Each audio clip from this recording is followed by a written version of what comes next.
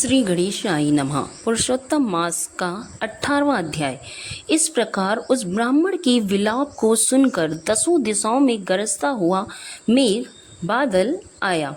उस मेघ से पर्वतों को कंपायमान करता हुआ, तीक्ष्ण स्पर्श करता हुआ बड़े वेग से वायु चलने लगी और अत्यंत जोर से वहां बिजली चमकने लगी और मेघ शब्द से चारों दिशाएं पूरित हो गईं। इस प्रकार 1 मास तक ऐसा जल बरसा कि सारी पृथ्वी जल से भर गई। परंतु पुत्र शोक की अग्नि से तपे हुए उस ब्राह्मण को कुछ भी मालूम न हुआ। न उसने पानी पिया, न भोजन किया। पुनः पुनः इस प्रकार पुकारते हुए ही उसको सारा मास व्यतीत हो गया।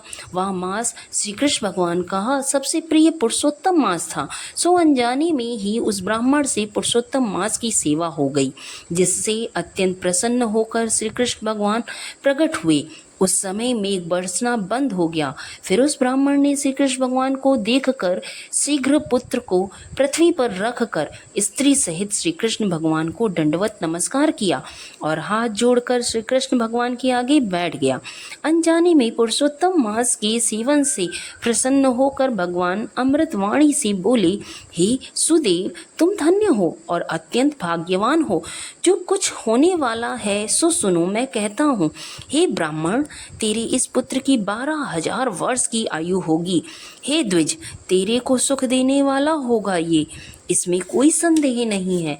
मैंने प्रसन्न होकर तुझको पुत्र दान दिया। नारायण कहने लगे, हे नारद, भगवान के इतना कहने पर वह ब्राह्मण पुत्र जीवित होकर उठ बैठा और ब्राह्मण और उसकी स्त्री दोनों ही पुत्र को देखकर महा आनंदित हुए और देवता भी पुष्पों की वर्षा करने लगे। सुखदेव ने उन दोनों माता पिता तथा श्रीहरि को नमस्कार किया और गरुड़ भी पुत्र सहित ब्राह्मणों को देखकर अत्यंत प्रसन्न हुआ। तब ब्राह्मण आश्चर्य युक्त होकर श्रीहरि को नमस्कार कर हाथ जोड़कर गदगद वाणी से संशय काटने के लिए आनंद सहित भगवान से पूछने लगे, हे भगवान, मेरे 4,000 वर्ष तक निरंतर महाकठिन तप करने पर आपने जो कठोर वचन मुझसे कहे थे कि मेरे 7 जन्मों में भी पुत्र का सुख नहीं है, उस वाक्य के उल्लंघन हेतु और मरे हुए पुत्र को जीवित करने का कारण क्या है? इति श्री 18वां अध्याय संपूर्णम्।